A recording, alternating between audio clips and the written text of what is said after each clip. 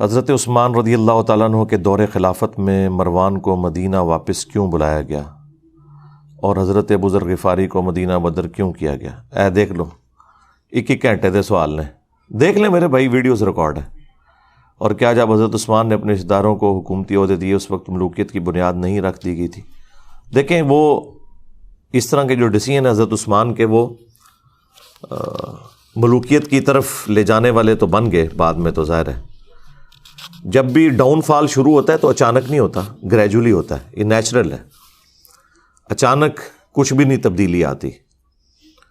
اس کو سپورٹیو وہ حدیث ہے نا ابو داؤد اور ترمذی کے اندر کہ نبی صلی اللہ علیہ وآلہ وسلم نے خواب دیکھا تھا اور اس خواب کے بعد آپ بہت پریشان ہو گئے تھے۔ خواب آپ نے یہ دیکھا کہ آسمان سے ایک ترازو اتری ہے، یہ میں نے اپنے کربلا والے ریسرچ پیپر میں بھی خواب ڈالا ہوا ہے، اور اس ترازو میں سیدنا ابو بکر اور حضرت عمر کو تولا گیا۔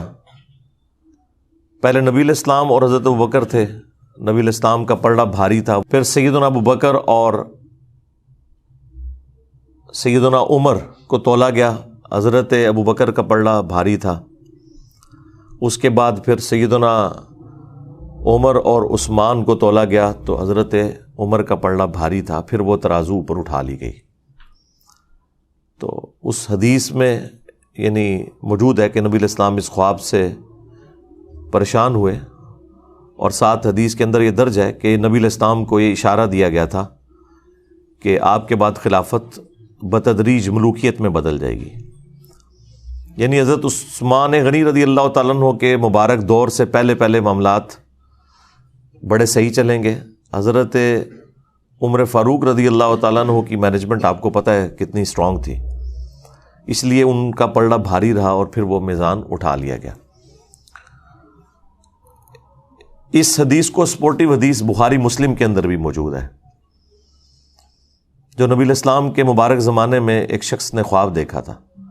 اب یہ خواب کوئی بزرگوں والے بیان نہیں ہو رہے، ہم تو خوابوں کے خلاف ہیں کہ خوابوں سے تو نہیں کوئی دین ثابت ہوتا، لیکن پیغمبر کا خواب وحی الہی ہوتا ہے، وہ اسی طریقے سے ہے جیسے اللہ اسے بتا رہا ہے، اس میں شیطان کی کوئی دخل نہیں ہے۔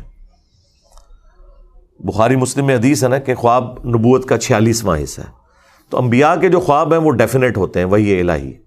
سورہ الصافات میں آیا کہ حضرت ابراہیم علیہ السلام نے خواب میں دیکھا تھا کہ میں اپنے بیٹے کی قربانی کر رہا ہوں، تو اسی پہ انہوں نے پھر حضرت اسماعیل کو آمادہ کیا۔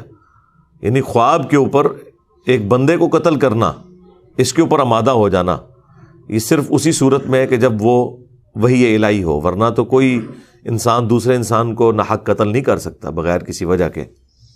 دو ہی استثناء آئی ہیں، فساد فی الارض یا قتل کے بدلے قتل۔ اسی لیے آپ دیکھیں جو حضرت موسیٰ اور خضر کا واقعہ آیا ہے سورۃ الکہف کے اندر، اس میں بھی جب وہ بچے کو قتل کر دیتے ہیں، حضرت موسیٰ علیہ السلام اس پر اعتراض کرتے ہیں کہ تم نے نفس کے بغیر ایک دوسرے نفس کو قتل کر دیا۔ تو وہ تو خیر مسئلہ تقدیر کا ایشو تھا، وہ اللہ تعالیٰ نے فرشتوں کے ذریعے موت لینی ہوتی ہے، چاہے حضرت اسرائیل علیہ السلام آئیں یا ان کے بہاف کے اوپر حضرت خضر وہ ڈیوٹی پوری کریں۔ اس سے کسی انسان کا دوسرے انسان کو قتل کرنا ثابت نہیں ہوتا۔ تو انبیاء کرام کے جو خواب ہیں وہ وحی الہی ہوتے ہیں۔ انبیاء کے بعد بخاری مسلم میں آیا کہ میری وفات کے بعد اب نبوت کی خبروں میں صرف مبشرات باقی ہیں۔ پوچھا گیا مبشرات کیا ہیں، تو آپ علیہ السلام نے فرمایا کہ خواب۔ پھر بخاری مسلم میں ہی آیا ہے کہ خواب کی 3 اقسام ہیں،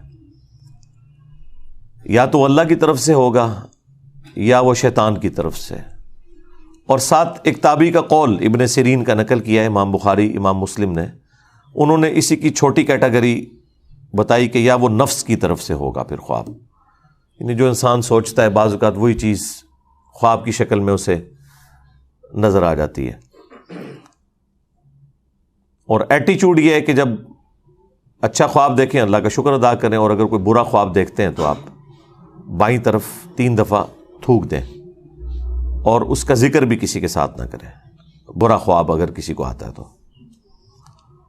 اب یہاں پر اللہ کے محبوب صلی اللہ علیہ وآلہ وسلم کا خواب میں نے بیان کیا، ابو داؤد سے، ترمذی سے، مسند احمد میں بھی یہ خواب موجود ہے۔ ایک اور خواب جو رسول اللہ کے مبارک زمانے میں آیا، وہ حدیث بخاری اور مسلم دونوں میں ہے، وہ میں نے کربلا والے ریسرچ پیپر میں ڈالی ہوئی ہے۔ اس حدیث میں یہ آتا ہے کہ ایک شخص نے خواب دیکھا کہ آسمان سے گھی اور شہد ٹپک رہا ہے اور ایک سائبان بادل نے سایہ کیے ہوئے ہیں اور ایک رسی بھی لٹک رہی ہے۔ تھوڑی دیر بعد نبی صلی اللہ علیہ وآلہ وسلم وہ مبارک رسی پکڑتے ہیں اور اوپر چڑھ جاتے ہیں آسمان پہ، اور وہ جو شہد اور گھی ٹپک رہے ہیں نا، لوگ اپنے اپنے برتن کے مطابق اس میں سے بھر کے اپنے گھروں کو بھی لے کے جا رہے ہیں۔ یہ خواب بخاری میں بھی ہے اور مسلم کے اندر بھی۔ پھر ایک اور شخص اس رسی کو پکڑتا ہے اور وہ بھی آسمان پہ چڑھ جاتا ہے، اور پھر ایک تیسرا شخص اس رسی کو پکڑتا ہے اور آسمان پہ چڑھ جاتا ہے۔ یعنی نبی صلی اللہ علیہ وآلہ وسلم کے بعد دو اور اشخاص ہیں جو اس رسی کو پکڑ کے آسمان پہ چڑھ جاتے ہیں۔ جب چوتھا شخص پکڑتا ہے، یعنی نبی علیہ السلام اور دو اور لوگ اور پھر ایک چوتھا شخص، تو وہ رسی ٹوٹ جاتی ہے۔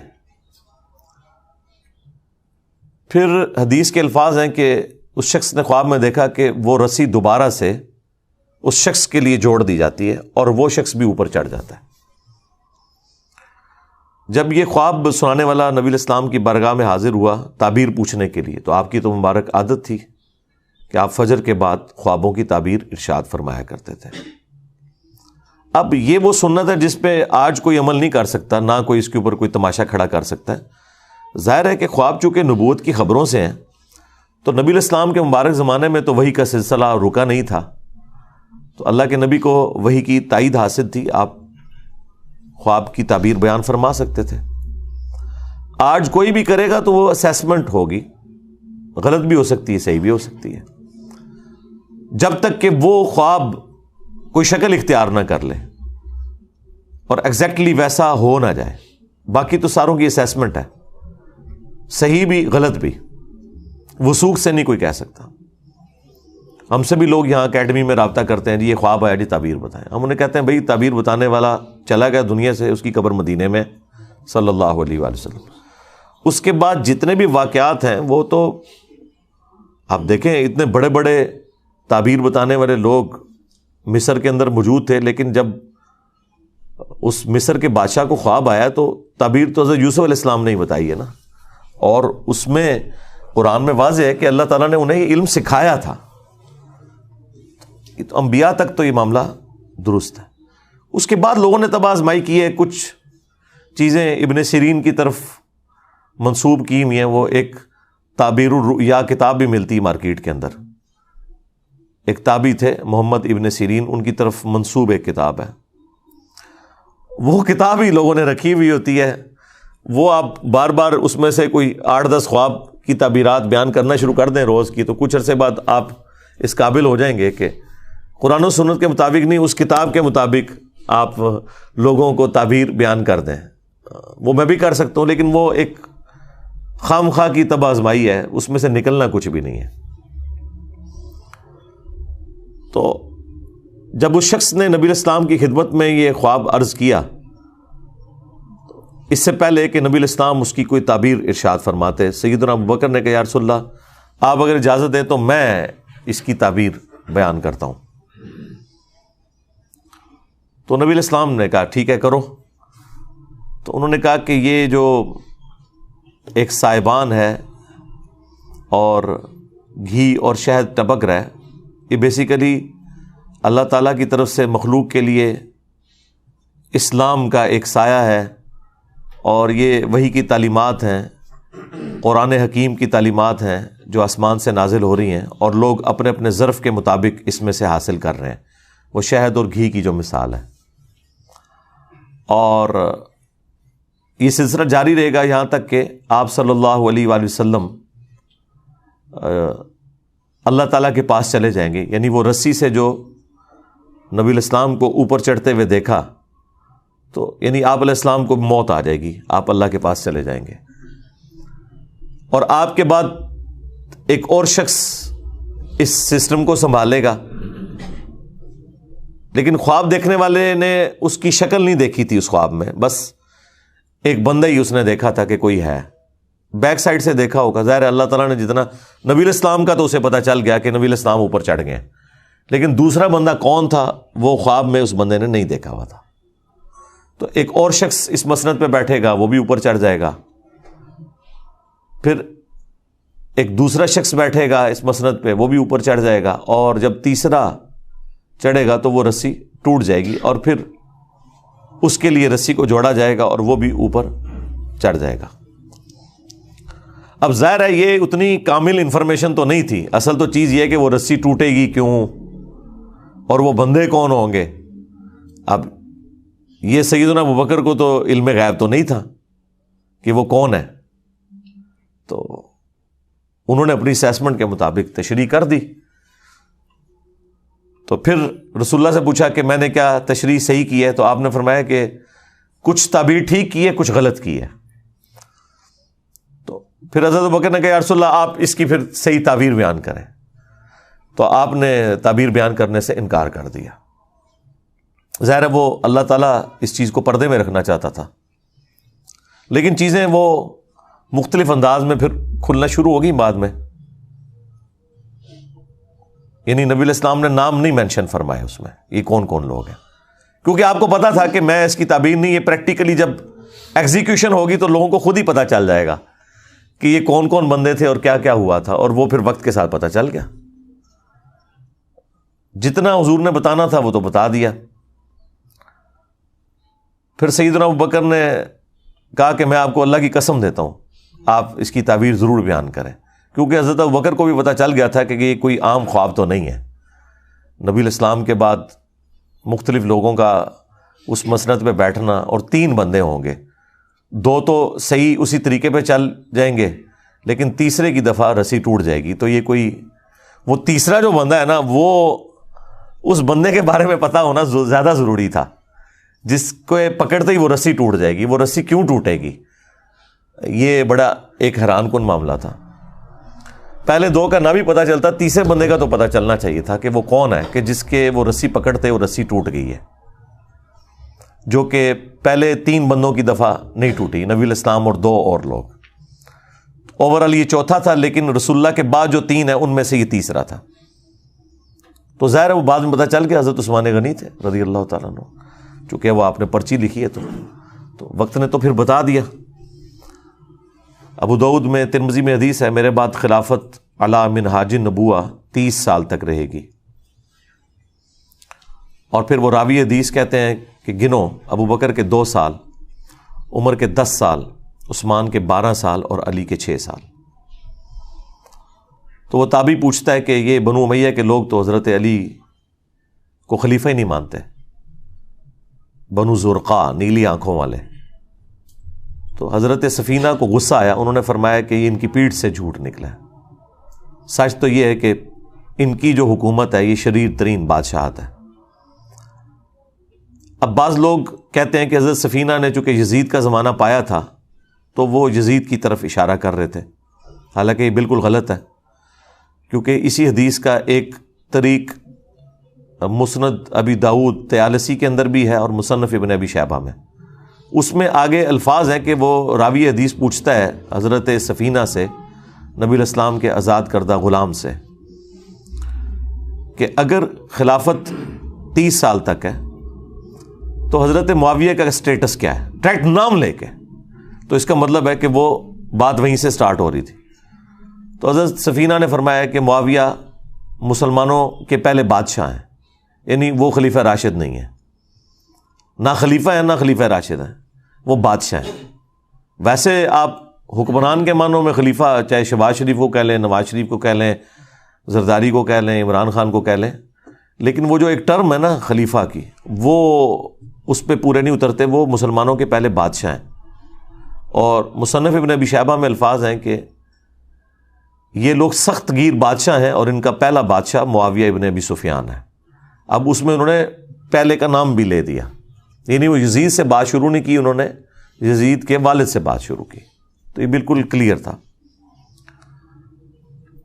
اور مسند احمد کی حدیث کے اندر تو الفاظ ہیں کہ نبی الاسلام کے دنیا سے اٹھائے جانے کے بعد خلافت علی منہاج النبوہ ہوگی، اور پھر اللہ تعالیٰ جب تک چاہے گا اس کو بھی رکھے گا، پھر اسے بھی اٹھا لے گا، اور پھر اس کے بعد کاٹ کھانے والی ملوکیت، یعنی اپنے دشمنوں کو کاٹنے والی،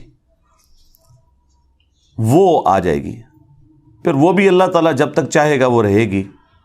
اس کے بعد جابر حکمرانوں کا دور، اور پھر آخر میں دوبارہ خلافت علی منہاج النبوہ آئے گی. تو اس میں بھی واضح طور پر یہ تبدیلی کی طرف اشارہ تھا. پھر بخاری مسلم میں ایک بڑی حیران کن حدیث ہے. حضرت حذیفہ ابن یمان جو رازدار رسول تھے صلی اللہ علیہ وآلہ وسلم، ان کے بارے میں وہ اپنے شاگردوں میں بیٹھے ہوئے تھے، تو حضرت عمر فاروق رضی اللہ تعالیٰ عنہ اس وقت امیر المومنین تھے اپنے دور خلافت کے اندر. تو وہ وہاں ان کے پاس آئے، تو انہوں نے لوگوں کی موجودگی میں حضرت حذیفہ سے کہا کہ حذیفہ ذرا مجھے وہ حدیث سناؤ جو تم نے رسول اللہ سے فتنوں کے متعلق سنی ہے کہ حضور کی وفات کے بعد فتنے آئیں گے. تو انہوں نے کہا کہ وہ تو بہت ساری احادیث ہیں. تو حضرت عمر نے کہا نہیں، میں اس بڑے فتنے کی بات کر رہا ہوں جو سمندر کی موجوں کی طرح آئے گا. آج کے دور میں آپ سمجھ لیں سونامی کی طرح ایک بڑا فتنہ مسلمانوں کے اوپر نبی الاسلام کے بعد. تو حضرت حذیفہ نے کہا اے امیر المومنین، آپ کو اس فتنے سے کوئی ڈر نہیں ہے، اس لیے آپ تو بے فکر رہیں، آپ کا اس فتنے سے کوئی لینا دینا نہیں، آپ اس فتنے میں مبتلا نہیں ہوں گے. تو البتہ فتنوں اور امت کے درمیان ایک دروازہ ہے، جب تک وہ دروازہ نہیں کھلے گا نا وہ فتنے اس امت پہ آئیں گے ہی نہیں. تو سیدنا عمر نے کہا کہ مجھے بتاؤ وہ دروازہ کھولا جائے گا یا توڑا جائے گا؟ تو حضرت حذیفہ ابن یمان نے کہا کہ وہ دروازہ کھولا نہیں جائے گا، اسے توڑا جائے گا، یعنی زبردستی وہ دروازہ ہٹایا جائے گا جس کی وجہ سے امت کے اوپر فتنے اور آزمائشیں شروع ہو جائیں گی. تو بس یہ گفتگو کر کے حضرت عمر وہاں سے چلے گئے. اب شاگردوں کو پھر کھلبلی مچ گئی کہ کوڈ ورڈز میں باتیں کر رہے ہیں کہ سمندر کی موجوں کے مانے دیکھ فتنہ آئے گا، ٹھیک ہے جی، اور وہ ایک دروازہ ہے جسے توڑا جائے گا، کھولا نہیں جائے گا. تو آبویس ہے کہ جو پاس لوگ بیٹھے تھے انہوں نے کہا حضرت یہ آپ لوگ آپس میں جو معرفت کی باتیں کر رہے ہیں یہ ہمیں بھی ذرا بتائیں کہ یہ کیا باتیں آپ آپس میں کر رہے ہیں. تو بخاری مسلم میں الفاظ ہیں، حضرت حذیفہ ابن یمان کہتے ہیں کہ حضرت عمر تو ویسے ہی مجھ سے پوچھ رہے تھے، وہ مجھ سے بہتر جانتے ہیں اس حدیث کے متعلق، اور وہ جو دروازہ ہے نا جسے توڑا جائے گا وہ خود حضرت عمر تھے جنہیں قتل کر دیا جائے گا اور اس امت کے اوپر فتنے شروع ہو جائیں گے.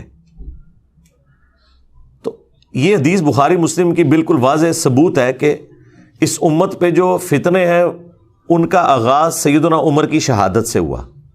یعنی حضرت عمر کے مبارک دور تک مینجمنٹ اتنی اسٹرانگ تھی کہ کہیں سے فتنہ داخل نہیں ہو سکا، اور حضرت عمر کی شہادت کے بعد امت میں فتنے شروع ہو گئے.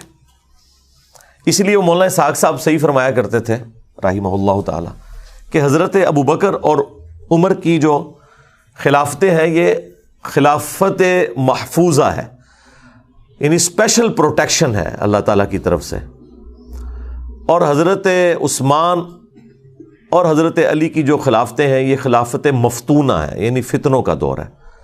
یعنی خلیفہ برے نہیں تھے، لیکن بہرحال زمانے میں ایسا تغیر لوگوں کے اعتبار سے آ گیا کہ وہ خلافت مفتونہ بن گئی، فتنوں کا دور بن گیا.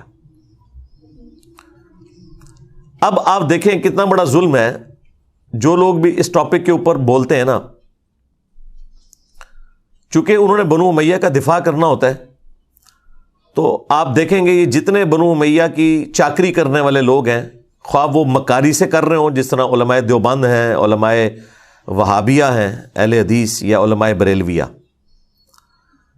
چاہے اپنے بھول پان میں کر رہے ہوں جس طرح کے ڈاکٹر اسرار صاحب، یہ دونوں بنو امیہ پہ پردہ ڈالنے کے لیے ہمیشہ کہتے ہیں کہ مسلمانوں پہ فتنوں کا آغاز حضرت عثمان کی شہادت تھی، تاکہ وہ کربلا کا رخ کسی اور طرف موڑ دیں۔ کربلا کے پیرلل میں انہوں نے حضرت عثمان غنی کو کھڑا کیا ہوا ہے۔ سیدنا عثمان کی شہادت یقیناً مظلومانہ ہے۔ ہم اگر حضرت عثمان غنی رضی اللہ تعالیٰ عنہ کو مظلوم تصور نہ کریں، خلیفہ راشد تصور نہ کریں، تو ہمارا حضرت علی کے حق میں مقدمہ ویسے ہی ختم ہو جائے گا، کیونکہ حضرت علی کو ہم چوتھا خلیفہ راشد جبھی مانتے ہیں جب ہم تیسرا خلیفہ راشد سیدنا عثمان کو مانیں گے۔ لہٰذا ہمیں تو کوئی کلیریفیکیشن دینے کی ضرورت ہی نہیں ہے، ہم تو چاروں خلفاء کو مانتے ہیں، اور ہم رسول اللہ کی اس حدیث کو بالکل اس پہ غیبی ایمان رکھتے ہیں جو آپ نے فرمایا تھا ابو داؤد اور ترمذی میں کہ میرے بعد جو کوئی بھی زندہ رہا وہ بہت اختلاف دیکھے گا، اس اختلاف کے دور کے اندر علیکم بسنتی و سنت الخلفاء الراشدین المہدیین، تم میری سنت اور میرے خلفاء راشدین کی سنت کو مضبوطی سے پکڑ لینا اپنی داڑھوں سے، اور دین میں نئی نئی بدعتوں سے بچنا۔ یہ بدعتیں گمراہیاں ہیں اور یہ گمراہیاں جہنم میں لے جانے والی ہیں۔ اب نبی الاسلام نے خلفاء راشدین کے جو مخالفین ہیں یا ان کے دور کے اندر جو ان کی مخالفت پہ کھڑے ہونے والے لوگ ہیں، بشرطے کہ وہ خلفاء ان کے اس اختلاف کو صحیح نہ مان لیں، اگر وہ خود مان لیں کہ یار یہ ہماری جو مخالفت کر رہا ہے یہ بندہ ٹھیک بات کر رہا ہے، وہ تو الگ بات، لیکن جہاں پہ خلفاء کی جنگیں آ جائیں یا مخالفت اس لیول پہ آ جائے وہ پھر معاملہ الگ ہے۔ تو نبی الاسلام فرمایا کہ تم نے میری اور میرے خلفاء راشدین کی سنت کو لازم پکڑنا ہے۔ اس لیے دیکھیں کہ ہم حضرت ابوبکر صدیق رضی اللہ تعالیٰ عنہ کے مقابلے پر منکرین زکوٰۃ کو، مرتدین کو نہیں درست سمجھتے، سیدنا عمر کے مقابلے پر رومنز اور پرشینز کو نہیں درست سمجھتے، سیدنا عثمان کے مقابلے پر بلوائیوں کو، جن میں سے اکثر صحابہ ہی تھے، ان کی اس ایکٹیویٹی کو جو انہوں نے حضرت عثمان کو شہید کر دیا۔ اب بیچ میں ظاہر ہے کہ وہ اسپیسیفکلی بندہ کون ہے وہ تو بے نظیر کے قاتلوں کا بھی نہیں پتہ چلا، جبکہ اتنے کیمرے موجود ہیں، تو اس وقت تو کوئی کیمرے بھی نہیں تھے، نہ علم غیب اس زمانے میں ہوتا تھا، یہ تو بعد میں دریافت ہوا ہے نا۔ تو لیکن ان کی وہ ایکٹیویٹی کہ حضرت عثمان کی شہادت تک پہنچی، اس میں ہم حضرت عثمان کے مخالفین کو اس ایکٹیویٹی میں غلطی پر مانتے ہیں، اور ان کی طرح مکاری نہیں کرتے کہ اجتہادی غلطی کہتے ہیں، صراحتاً غلطی ہے، فساد ہے، فتنہ ہے۔ لیکن حضرت عثمان اتنے اپ رائٹ تھے کہ بخاری میں 695 نمبر حدیث ہے، جب ساتھیوں نے پوچھا کہ نماز ہمیں فتنوں کا امام پڑھا رہا ہے اور ہمارے امام آپ ہیں، آپ محصور ہو چکے ہیں اپنے گھر میں، اب ہم نماز اس مسجد میں جا کے پڑھیں یا گھر میں ہی پڑھ لیں؟ تو سیدنا عثمان نے کہا کہ نماز ہی تو مسلمانوں میں ایک اجتماعی نیکی کا کام ہے، نیکی کے کاموں میں ساتھ دو، برائی میں ان سے الگ رہو۔ اگر وہ یہودی ہوتے تو حضرت عثمان کیسے کہہ سکتے تھے کہ ان یہودیوں کے پیچھے جا کے نماز پڑھو؟ آج کوئی مسلمان فتویٰ دے گا کہ یہودیوں کے پیچھے نماز ہو جاتی ہے؟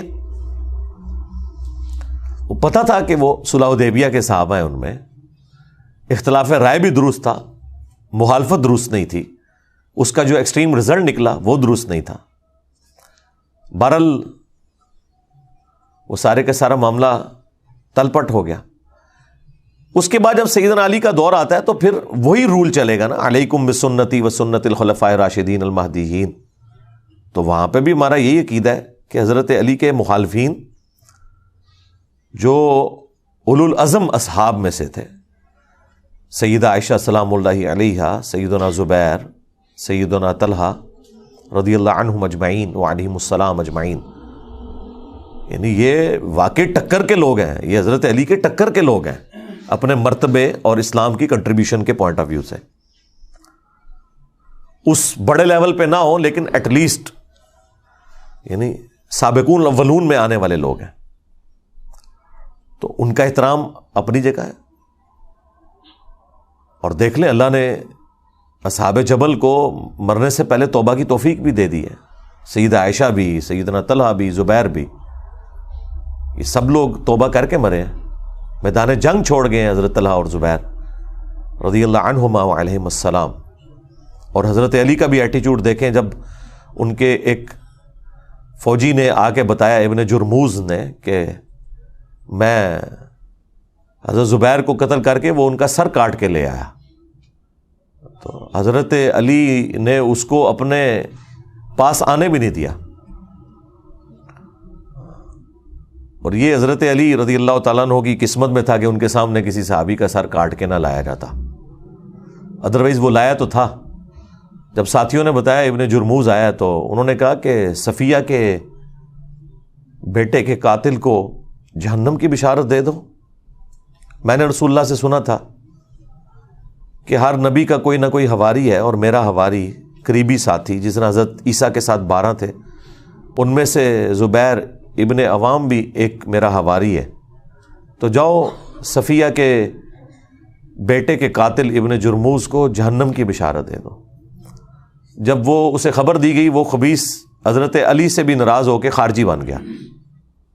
یعنی حضرت علی نے انصاف کا دامن نہیں چھوڑا کہ غصہ نکالتے کہ بھئی زبیر میرے خلاف کیوں کھڑا ہوا ہے تو میں اب ان کی فضیلت چھپا لوں. نہیں، یہ حدیث المستدرک للحاکم میں اور مسند احمد کے اندر موجود ہے. اب مرتبہ یعنی آپ نے نہیں کام ہونے دیا. پھر مصنف ابن ابی شیبہ میں ہے، حاکم کے اندر موجود ہے، فضائل صحابہ احمد بن حنبل کی کتاب میں حضرت طلحہ کا بیٹا ملنے آیا حضرت علی کو، تو حضرت علی نے ان کی دلجوئی کے لیے فرمایا کہ میں اللہ سے امید کرتا ہوں کہ یہ سورۃ الحجر کی جو آیت نمبر 47 ہے کہ اللہ تعالیٰ اہل ایمان کے دلوں سے ایک دوسرے کے خلاف غل اگر کوئی آ گیا، کوئی میل آ گیا، وہ نکال دے گا. ظاہر انسان نہیں کسی کے خلاف میل نکال سکتا، یہ ذہن میں رکھیے گا. انسان کے اندر کوئی ایسا سافٹ ویئر نہیں کہ جو کوئی کسی چیز کو ڈیلیٹ کر دے یا انڈو کر دے، اللہ نکالے گا. اور وہ سورۃ الحجر کے الفاظ ہیں کہ وہ جنت میں آمنے سامنے بیٹھے ہوں گے تختوں پہ. آمنے سامنے انسان اس وقت بیٹھ سکتا ہے جب ایک دوسرے سے نظریں نہ چرائے، یعنی اس لیول تک اللہ تعالیٰ ان کے دلوں کو پاک کر دے گا. تو حضرت طلحہ کے بیٹے سے محمد ابن طلحہ سے سیدنا علی نے فرمایا کہ میں اللہ سے امید کرتا ہوں کہ یہ حدیث میرے طلحہ، زبیر اور عثمان بن عفان کے بارے میں ہوگی کہ اللہ تعالیٰ ہمارے دلوں میں جو ایک دوسرے کے لیے میل آ گیا وہ نکال دے گا. حضرت عثمان کا بھی ذکر اس میں کیا ہے، یعنی وہ بات پیچھے سے سٹارٹ ہوئی تھی. حضرت علی کو تو پتا تھا نا کہ معاملہ کہاں سے گریجولی سٹارٹ ہوا ہے، لیکن بہرحال حضرت علی ٹالریٹ بھی کرتے تھے، سمجھاتے بھی تھے. بخاری میں حدیث ہے، محمد ابن حنفیہ کہتے ہیں کہ ان کے سامنے کسی نے حضرت علی کے بارے میں کوئی نازیبا الفاظ بولے کہ بھئی، اب وہ الفاظ امام بخاری نے نقل نہیں کیے. امام بخاری کی ایک شرافت ہے، وہ چند ایک الفاظ سکپ کر دیتے ہیں، لیکن ظاہر ہے ذہین لوگ تو پہچان لیتے ہیں کہ کوئی بات ایسی ضرور ہوئی ہے کیونکہ اگلے الفاظ اس کو سپورٹ کر دیتے ہیں. ہاں، ابن حنفیہ، محمد ابن حنفیہ جو حضرت علی کے بیٹے تھے، حنفیہ نامی عورت سے، ان کے الفاظ امام بخاری نے نقل کیے اور حدیث سٹارٹ وہاں سے کیے ہیں کہ محمد بن حنفیہ کہتے ہیں کہ میرے باپ نے اگر کبھی مخالفت کرنی ہوتی نا عثمان کی تو اس دن کرتا.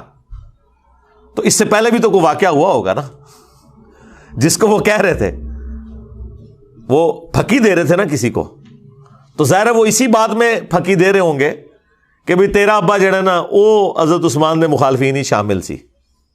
اس کے علاوہ تو اور کوئی جملہ نہیں ہو سکتا. جبھی وہ اپنے باپ کی صفائی پیش کر رہے ہیں کہ اگر میرا باپ عثمان کے مخالف ہوتا تو سب سے زیادہ حق تھا اس دن مخالف ہوتا. اب یہ الفاظ بخاری میں، اور پھر وہ آگے محمد حنفیہ وہ بتاتے ہیں کہ جب حضرت عثمان کے گورنروں کی شکایت حضرت علی کو کی گئی کہ یہ مال غنیمت میں بیت المال میں خرد برد کرتے ہیں، تو حضرت علی رضی اللہ تعالیٰ عنہ نے رسول اللہ کی لکھی ہوئی ایک تحریر مجھے دی اور کہا کہ بیٹا یہ جا کے عثمان کو دو اور کہو کہ اپنے گورنروں کو یہ رسول اللہ کی لکھی ہوئی تحریر بھیجیں کہ وہ بیت المال میں جو تقسیم ہے وہ اس کے مطابق کریں. یہ حدیث بخاری میں ہے, یہ کوئی کہانی شریف نہیں ہے ناسبیوں کی لکھی ہوئی, یہ بخاری شریف ہے. کم از کم 2 طرق تو آئے ہیں اس کے بخاری میں. میں نے کربلا ریسرچ پیپر میں یہ حدیث بھی ڈالی ہوئی ہے حضرت عثمان کی شہادت کے اسباب میں.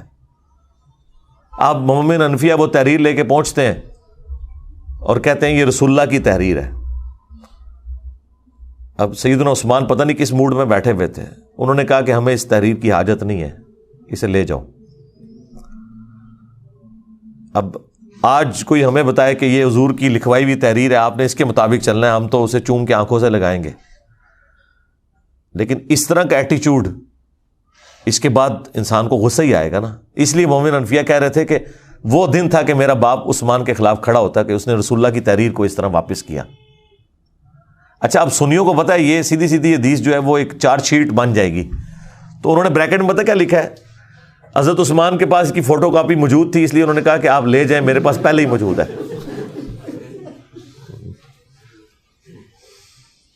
تو اندازہ کرو ایک کولوں وچ پایا ہوا ہے. تو اب اگر کسی کو بخاری شریف پڑھ کے بخار چڑھے تو وہ پھر اپنا بخار اسی طرح ہی نکالے گا نا. خیر وہ لیکن حدیث کے الفاظ اس کی حفاظت کر رہے ہیں نا, کہ محمد حنفیہ کہہ رہے ہیں کہ وہ دن تھا کہ میرے باپ کو چاہیے تھا عثمان کے خلاف کھڑا ہوتا کہ اس نے رسول اللہ کی تحریر واپس کی. تو یہ اسلوب بتا رہا ہے کہ فوٹو کاپی نہیں تھی, وہ ویسے ہی واپس کی تھی, ورنہ فوٹو کاپی ہو تو کس نے غصہ کھانا ہے. پتہ نہیں سعودی والے نے کوئی فوٹو کاپی مشین لوا کے دیتی اسی مسجد نبوی سے اردو.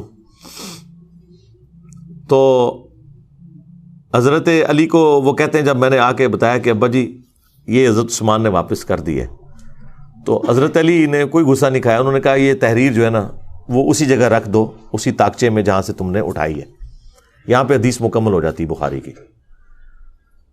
تو یعنی وہ اس وقت ڈاؤن فال شروع ہو گیا تھا اس حوالے سے گریجولی. نہج البلاغہ میں بھی حضرت علی کی وہ نصیحتیں موجود ہیں جو حضرت عثمان کو کی ہیں انہوں نے. وہ کمال کی نصیحتیں ہیں, وہ پڑھنے والی ہیں. اس میں حضرت علی نے جو جملے بولے, کیا عثمان تیرا سٹیٹس پہلے 2 خلفاء والا نہیں ہے, کیونکہ تجھے رسول اللہ کے ساتھ دامادگی کا شرف بھی حاصل ہے. سیدنا عثمان کا داماد رسول ہونا نہج البلاغہ میں شیعہ کی کتاب میں ثابت ہے, اسی نصیحت کے اندر جو ان کا خطبہ کہہ لیں یا مکتوب کہہ لیں. تو حضرت علی حضرت عثمان کو سمجھاتے ہوئے یہ کہہ رہے ہیں کہ پہلے 2 خلفاء سے زیادہ تمہاری ذمہ داری ہے, کیونکہ تم رسول اللہ کے داماد بھی ہو. داماد تو بیٹوں کی جگہ ہوتا ہے. تو یہ جو تمہاری شکایتیں تمہارے گورنروں کی آتی ہیں تمہارے پاس, ان کے طرف توجہ دے کے ان ایشوز کو ریزالو کرو. وہ کرتے بھی تھے. بخاری مسلم دونوں میں آیا کہ وہ ایک بھائی تھا ان کا, عقبہ ابن ابی معیط کا بیٹا ولید بن عقبہ, اس نے شراب پی کے فجر کی 4 فرض پڑھا دیے. بخاری میں بھی ہے, مسلم میں بھی ہے, حضرت عثمان والے چیپٹر میں ہے بخاری کے اندر, اور مسلم میں شراب کی حرمت والے چیپٹر میں, اور مسلم میں پورا وہ واقعہ تفصیل کے ساتھ ہے. جب وہ سلام پھیر کے فارغ ہوا تو لوگوں نے کہا کہ یہ تو نماز تو نے ٹھیک نہیں پڑھائی ہے. تو اس نے کہا اگر کم پڑھا دی ہے تو میں اور پڑھا دینا, حالانکہ پہلے ہی انہیں 2 فالتو پڑھائی ہیں سب. پھر لوگوں کو شک پڑا تو جناب وہ تو دور تھا بڑا مبارک, ادھر کوئی سوچ سکتا ہے نمازی جناب جو تھے وہ آگے آ کے اس کے پاس بیٹھ کے اس کا منہ سونگھنا شروع کر دیا. ادھر کوئی گورنر کے قریب بھی کو لگ سکتا ہے, لیکن ظاہر ہے کہ اس وقت گورنر کو ایک سمجھا جاتا تھا کہ وہ سرونٹ ہے عوام کا. یہ تو آج حکمرانی کا کانسیپٹ ہے نا, ادھر تو خلیفۃ المسلمین بھی اکاؤنٹیبل ہوتا تھا عوام کو, تو گورنر تو شاہی کوئی نہیں. تو جب وہ سونگا تو شراب کی بدبو آ رہی تھی, لوگوں نے پتہ چل گیا جناب کہ یہ تو شراب پی ہے. انہوں نے جناب اسے پکڑ کے گورنر کو اتار کے ابو موسیٰ اشعری کو گورنر لگا دیا اور کہا کہ واپس جا مدینہ، حضرت عثمان کو خط بھجوا دیا کہ یہ اپنا تحفہ واپس قبول کریں جو آپ نے ہم پہ مسلط کیا تھا. تو اور یہاں سے مینجمنٹ کمزور ہوگی کہ خلیفہ وقت کے ہوتے ہوئے عوام ڈیسیژن کر رہی ہے کہ وہ خلیفہ سے پوچھے بغیر اس کا گورنر ہٹا رہی ہے خود ہی عدالت لگا کے، اور اس کی جگہ ایک نیا گورنر لگا رہی ہے. یعنی یہ اسلام کی تاریخ میں یہ سٹارٹ تھا حضرت عثمان کی خلافت کی کمزوری کا، جو ان کے دور خلافت میں آئی کہ لوگوں نے قانون ہاتھ میں لینا شروع کر دیا. خیر جب وہاں پہنچا تو حضرت عثمان نے کہا کہ میں لوگوں کی چیما گوئیاں سن رہا ہوں کہ یہ اب اپنے بھائی کو سزا نہیں دے گا، تو میں تو اسے نہیں چھوڑوں گا. دربار لگایا گیا. حضرت علی چیف جسٹس تھے. حضرت علی کو حضرت عثمان نے کہا لگائیں اس کو کوڑے جتنے بنتے ہیں اس کے.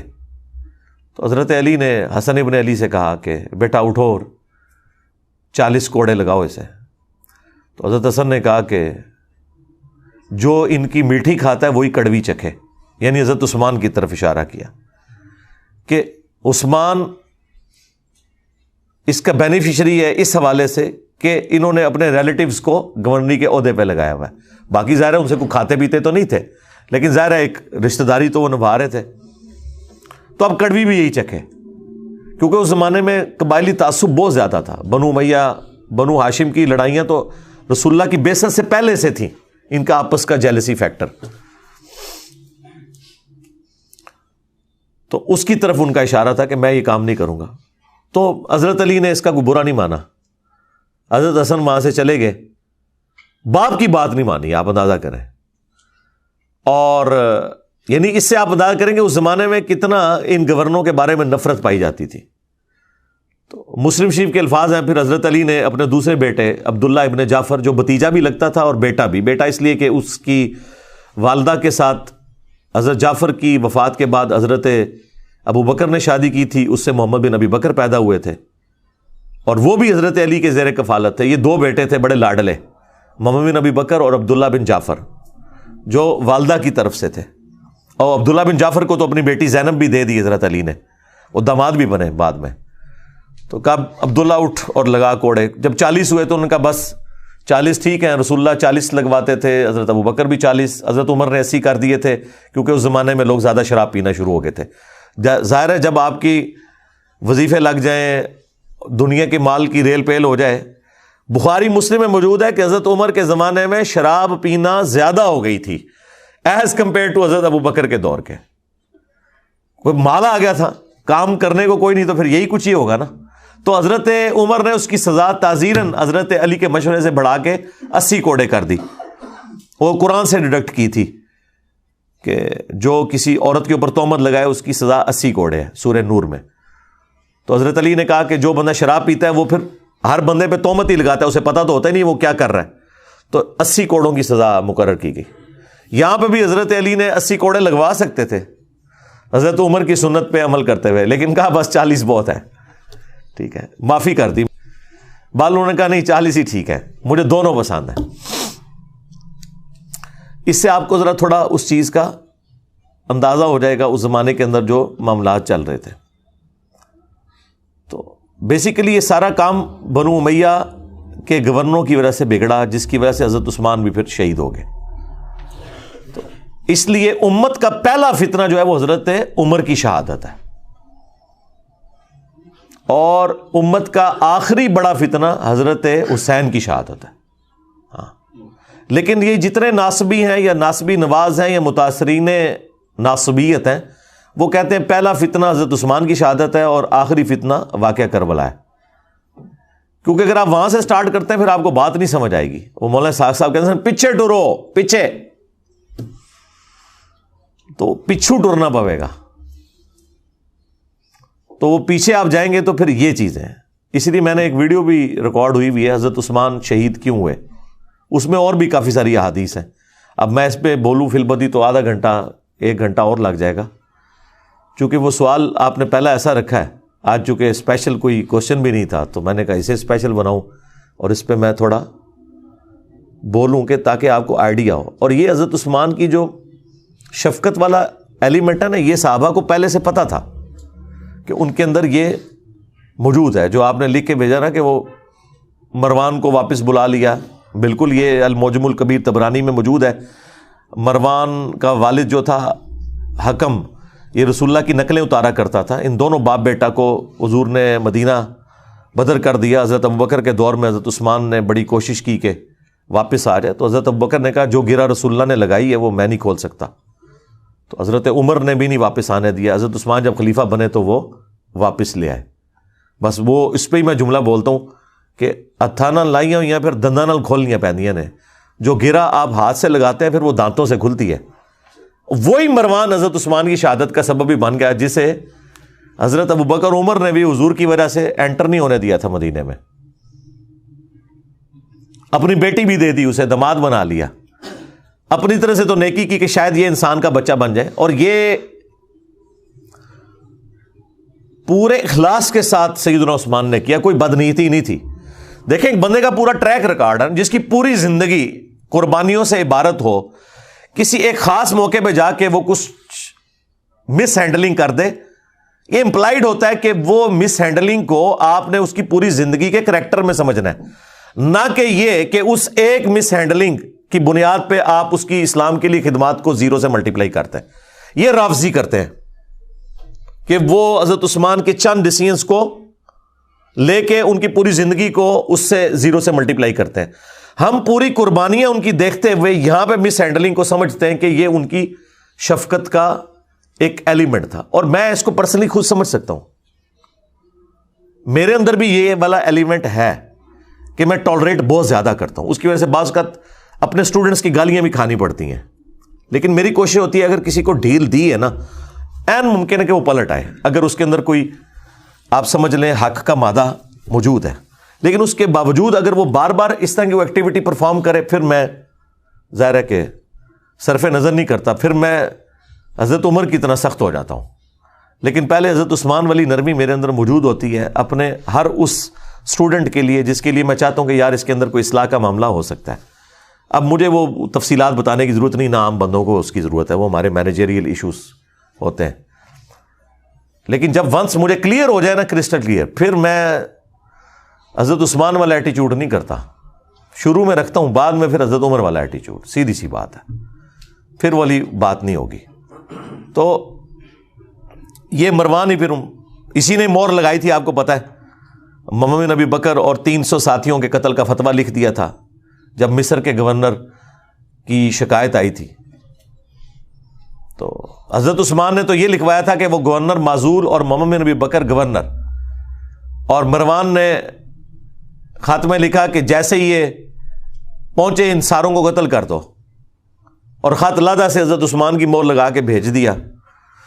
وہ تو راستے میں جب وہ ایک گھوڑ سوار جا رہا تھا تو محمد نبی بکر کی نظر پڑ گئی, وہ بڑے شارپ تھے, انہیں کہا کام پہ ہے ساڑھے نال, منو نہ منو,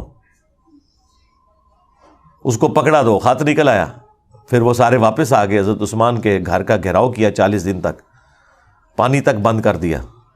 تو وہ غصہ تو وہ صحیح نکال رہے تھے, لیکن جو ایکٹیویٹی پرفارم کر دی وہ بہت ایکسٹریم تھی. اور دوسری طرف حضرت عثمان کی بھی شرافت ہے کہ انہوں نے اپنے حق میں کوئی تلوار کسی کو نہیں اٹھانے دی. ان کو تو اندازہ نہیں تھا کہ یہ پروٹیسٹ جو ہے اس لیول تک چلا جائے گا. اور وہ جو گورنر تھا مصر کا عبداللہ بن سعد ابی سرا, وہ بھی حضرت عثمان کا بھائی لگتا تھا رشتے میں, اور یہ وہی تھا جو کاتب وہی مرتد ہو گیا ہوا تھا. سنن نسائی اور ابو داؤد میں حدیث ہے. اور حضور نے 4 بندوں کے لیے فرمایا تھا کہ یہ غلاف کعبہ میں بھی چھپے ہونا, انہیں قتل کر دینا ہے. یہ بھی لحاظ نہیں کرنا کہ غلاف کعبہ کے اندر ہے کہ کعبے کی حرمت ہے, ان کے لیے حرمت بھی اٹھ جائے گی. ان میں سے ایک بندہ تھا, حضرت عثمان نے اسے اپنے گھر چھپا لیا. سنن نسائی میں, ابو داؤد میں, یہ میں نے کربلا والے ریسرچ پیپر میں ڈالا ہوا ہے سب کچھ. اللہ کے حضور کے سامنے پروڈیوس کر دیا, کہا یا رسول اللہ میرے کہنے پہ اسے معاف کر دیں. اب یہ تو بنتا ہی نہیں تھا, جب اللہ کے نبی کا حکم آ گیا تو وہ تو سب سے اوپر ہے. اب حضور کو غصہ تو آیا, ناراضگی تو ہی, آپ نے اپنا چہرہ انور پھیر لیا. حضور کے غصے کا اظہار بس اتنا ہی ہوتا تھا, اور یہ بہت بڑی بات ہوتی تھی, آپ چہرہ انور پھیر لیں. حضرت عثمان دوسری طرح سے, یا رسول اللہ میرے کہنے پہ معاف کر دیں. ٹھیک ہے, 3 دفعہ ریکویسٹ کی, آپ چہرہ پھیرتے رہے. 4تھی دفعہ حضور نے کہا چلو ٹھیک ہے. وہ جب حضرت عثمان اس کو لے کے خوشی خوشی وہاں سے نکل گئے، حضور نے فرمایا تم میں سے کوئی ایک بھی ایسا نہیں تھا جو اسے قتل کر دیتا؟ جب تم دیکھ رہے ہو کہ میں اپنا چہرہ انور پھیر رہا ہوں تو تم اس کا مطلب نہیں سمجھ رہے تھے کہ اس کو نہیں چھوڑنا؟ کاتب وحی تھا، کاتب وحی مرتد ہونے کا مطلب ہے کہ حضور کی نبوت کو چیلنج کیا اس نے کہ یہ نعوذ باللہ من ذالک یہ سب کچھ فراڈ چل رہا ہے. جس طرح بخاری مسلم میں ہے کہ ایک کاتب وحی کہتا تھا کہ محمد کو تو کچھ پتہ نہیں، جو میں لکھ دیتا ہوں وہی قرآن ہوتا ہے. تو حضور کو اتنا غصہ ہے، آپ نے فرمایا یہ مر گیا، زمین اسے قبول نہیں کرے گی. بخاری مسلم کے الفاظ ہیں، اس کو دفناتے تھے، زمین اٹھا کے پرے پھینکتی تھی. یہ معجزہ لوگوں نے دیکھا اور لوگوں میں مشہور ہوا کہ شاید یہ رات کے وقت حضور کے ساتھی اسے نکال کے باہر پھینک دیتے ہیں. انہوں نے بہت گہری قبر کھودی، پہرا دیا، پھر لاش صبح باہر پڑی ہوئی تھی. پھر ان کو پتا چل گیا کہ بھائی یہ اس نے حضور کی نبوت کے اوپر ہاتھ ڈالا ہے. یہ ہونا ضروری تھا کیونکہ قرآن کے اوپر ہی تو سارا ایک معاملہ چل رہا تھا. اگر قرآن ہی ڈاؤٹ فل ہوتا ہے تو پھر نبی علیہ السلام کی نبوت تو سٹیک پہ لگ جانی تھی. وہ بھی کاتب وحی تھا اور اس نے سورہ آل عمران، سورہ بقرہ حضور سے پڑھی ہوئی تھی. یہ لوگ کاتب وحی کو فضیلت کے طور پہ پیش کر رہے ہوتے ہیں. دو کا تو میں نے آپ کو حال بتا دیا. ایک مرتد ہو کے مرا اور لاش اس کی باہر نکل آئی، اور دوسرے کو حضور نے کہا یہ غلاف کعبہ میں چھپا اسے قتل کر دینا، عبداللہ بن سعد ابی سرا. تو حضور نے فرمایا کہ جب تم دیکھ رہے ہو کہ میں چہرہ اقدس پھیر رہا ہوں تو اسے مار کیوں نہیں دیا تم نے؟ تو صحابہ نے کہا یا رسول اللہ آپ ایک دفعہ ہمیں آنکھ سے یوں کر کے اشارہ کر دیتے نا تو ہم اسے نہ چھوڑتے. آپ نے فرمایا نبی کے لیے شایع نہیں کہ وہ آنکھ سے اشارہ کرے. نبی کے اخلاق اتنے بلند درجے کے ہیں کہ وہ اس طرح کا معاملہ نہیں کر سکتا کہ وہ آنکھوں سے اشارے کرے. ٹھیک ہے، یعنی بڑے کلین سلیٹ لوگ ہوتے ہیں انبیاء. ان کے اندر مکاری، چلاکی، ہوشیاری، عقل مندی ہوتی ہے، لیکن یہ والی حرکتیں نہیں ہوتی ہیں کیونکہ ان کے سٹیٹس کا تقاضا ہے.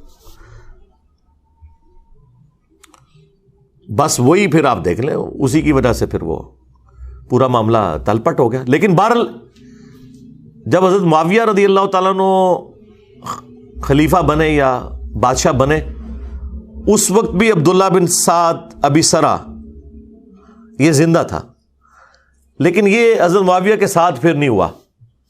اللہ نے اس کی کوئی نیکی قبول کر لی، آخری زندگی اس کی بڑی اچھی گزری ہے.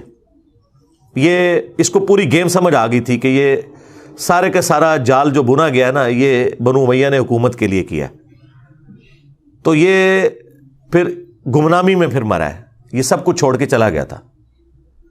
تو باقی ہم تو رضی اللہ تعالیٰ عنہ ہی کہتے ہیں، ظاہر نبی الاسلام کی رسپیکٹ کی وجہ سے. تو اسی لیے مولانا مودودی رحمہ اللہ نے خلافت و ملوکیت میں یہ ساری چیزیں بڑی تفصیل کے ساتھ ڈسکس کی ہیں، اور ہم نے وہ مقدمہ احادیث سے ثابت کیا. یہ سب کچھ احادیث کے اندر لکھا ہے. ابھی نئی خلافت و ملوکیت پرنٹ ہو کے آئی ہے، اس میں تخریج بھی ہوئی ہے. جہاں احادیث کے حوالے تھے وہ بھی انہوں نے لگائے ہیں، جہاں اہل سنت کی جو بڑی بڑی صحابہ پہ کتابیں ہیں نا، الاستیاب ابن عبد البر کی، ابن اثیر کی اسود الغابہ، اس کی شرح ابن حجر کی الاصابہ، وہ سارے ریفرنسز لگائے ہیں. تاریخ طبری کے، ابن کثیر کے، بخاری مسلم، ابو داؤد ترمذی نسائی ابن ماجہ میں جو چیزیں موجود تھیں وہ پوری نئی پرنٹ ہو کے آ گئی ہے، بڑی اچھی. تو بڑی تفصیل کے ساتھ مولانا مودودی نے سٹیپ وائز ان سارے ایشوز کو اس میں نقل کیا کہ کس طریقے سے یہ ڈاؤن فال چلتا گیا. اور اس کا ذکر اگلی الہامی کتابوں میں موجود تھا. اسی پہ میں کنکلوڈ کرتا ہوں، پھر بقیہ سوالات لیتے ہیں. ابو داؤد میں ایک حدیث ہے کہ حضرت عمر نے اپنے دور خلافت کے اندر ایک پادری کے پاس بھیجا اپنے خادم کو اور کہا کہ اس سے پوچھو کہ تمہاری کتابوں کے اندر میرے بارے میں کیا لکھا ہوا ہے. تو اس پادری کو جب بلا کے لائے وہ، تو حضرت عمر نے جب پوچھا تو انہوں نے کہا کہ ایک آہنی دیوار ہیں آپ، لوہے کی طرح. وہی جو بخاری مسلم میں الفاظ ہیں کہ میری امت اور فتنوں کے درمیان دروازہ عمر ہے، جب تک یہ دروازہ ہے نا فتنے نہیں شروع ہوں گے. تو یعنی وہ جیسا یہ کہتے ہیں نا بزرگان سامنے ہے سب کچھ، تو وہ حضرت عمر وہ بزرگ تھے جنہوں نے روحانی طور پہ نہیں اپنی مینیجریل سکلز کی وجہ سے فتنوں کو دبایا ہوا تھا. ٹالرنس تو زیرو تھی نا جناب, بالکل. تو آپ نے فرمایا میرے بعد جو خلیفہ بنے گا اس کے بارے میں تمہاری کتابوں میں کیا ہے؟ تو اس پادری نے کہا کہ بڑا نیک خلیفہ ہوگا سوائے ایک چیز کے, کہ وہ اپنے رشتہ داروں کو نوازے گا, یعنی یہ اس کے اندر ایک کمزوری ہوگی.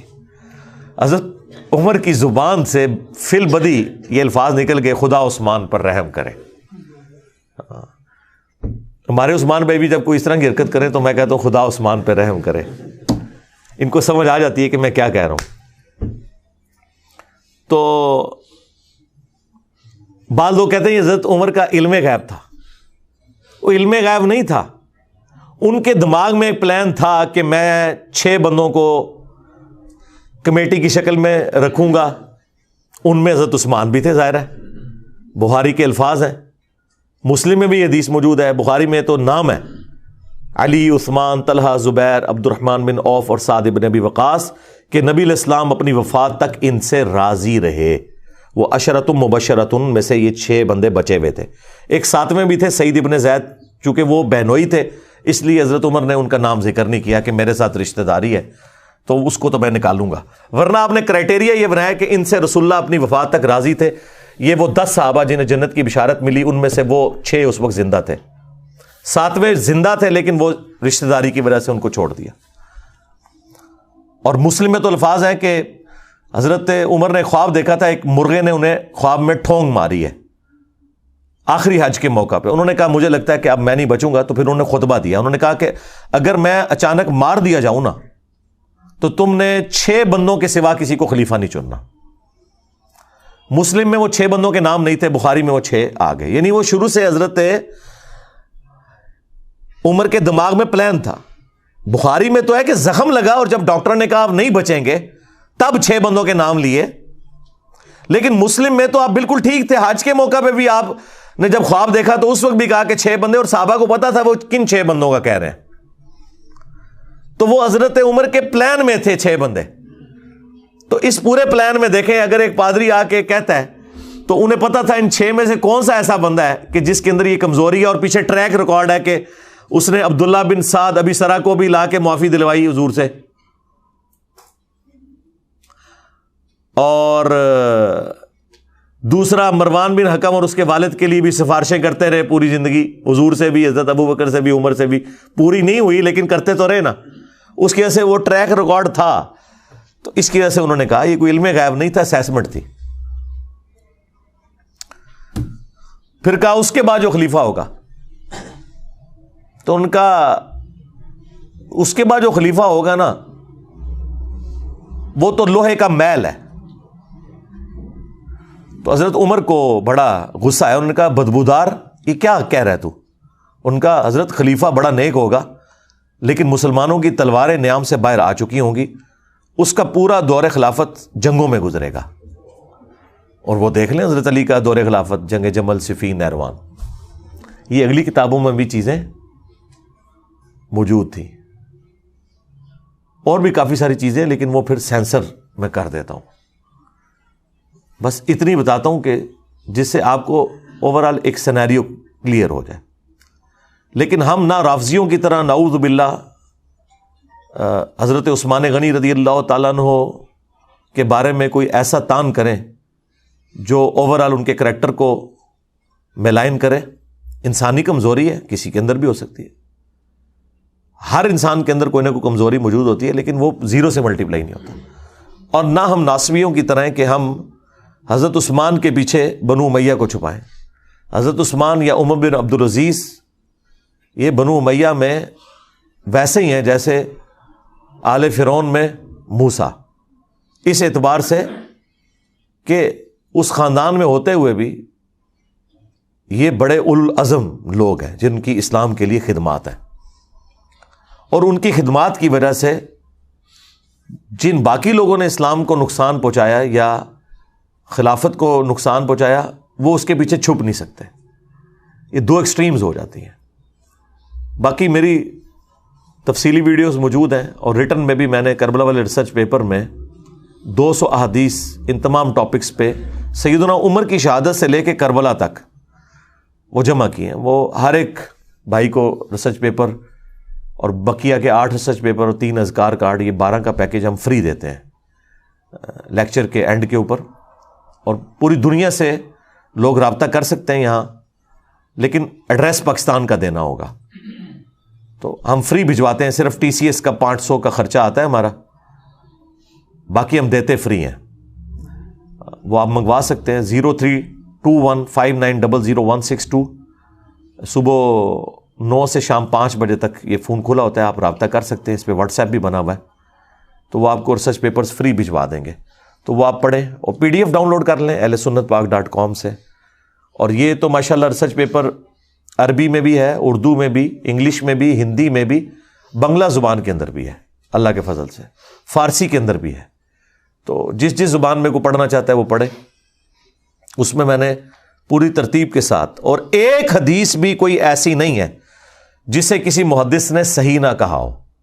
یہ ہو سکتا ہے کہ کچھ احادیث ایسی ہیں جن کو شیخ البانی صحیح کہتے ہیں اور شیخ زبیر صاحب اسے ضعیف سمجھتے ہیں، کچھ کو شیخ زبیر صاحب صحیح کہتے ہیں اور البانی صاحب ضعیف سمجھتے ہیں، کچھ احادیث کو امام ذہبی صحیح سمجھتے ہیں، کوئی اور ضعیف کہہ دیتا ہے، کچھ کو امام حاکم صحیح سمجھتے ہیں، امام ذہبی ضعیف سمجھتے ہیں. لیکن تحقیم میں نے ساتھ لکھی ہوئی ہے کہ فلاں محدث کے نزدیک یہ حدیث صحیح ہے. پرانے محدثین کی بھی تحقیم لگائی ہوئی ہے، امام ترمذی کی، امام حاکم کی، امام ذہبی کی، اور اس زمانے میں بھی جو بڑے بڑے 3 محدثین گزرے ہیں، تینوں ہی فوت ہو چکے ہیں، شیخ البانی، شیخ زبیر لیزئی اور شعیب ارناؤت رحمہم اللہ اجمعین. اور دور حاضر میں سلیم اسد صاحب ہیں، ہمارے جیلم شہر میں اہل حدیث کے بہت بڑے محقق، شیخ غلام مصطفیٰ ظہیر صاحب امن پوری، ان کی بھی تحقیق میں نے لگائی ہوئی ہے. تو جو بڑے بڑے، چونکہ وہ شیخ زبیر صاحب کے شاگرد ہیں، انہی کے اصول کے مطابق وہ تحقیم کرتے ہیں. ان کے اصول کیا ہیں؟ وہ محدثین کے اصول ہیں. تو بہرحال یہ سارے کے سارے معاملات میں نے ایک جگہ ریسرچ پیپر میں جمع کیے ہوئے ہیں. اور آج دیکھیں میں نے پوری گفتگو غامدی اور طارق جمیل سٹائل میں کی ہے، تاکہ کوئی یہ گھلا نہ کرے کہ انجینئر صاحب بڑی سخت زبان استعمال کرتے ہیں. تو دیکھیں میں نے یہ سارے ٹاپک آپ کو آرام سے بھی سمجھا دیے ہیں. جنہوں نے سمجھنے ہوں گے وہ اس سے بھی سمجھ لیں گے، جنہوں نے نہیں سمجھنے وہ اس سے بھی نہیں سمجھیں گے، کیونکہ ان کا مسئلہ کچھ اور ہے. تو مسئلہ یہ نہیں ہے کہ لہجہ سخت ہے یا نرم ہے، مسئلہ یہ ہے کہ بات کے اندر وزن ہے یا نہیں، اس کے اوپر ایمفسائز ہونا چاہیے. صلو علی محمد و آل محمد، اللہم صلی علی محمد و علی آل محمد و اصحاب محمد و ازواج محمد اجمعین الی یوم الدین، آمین.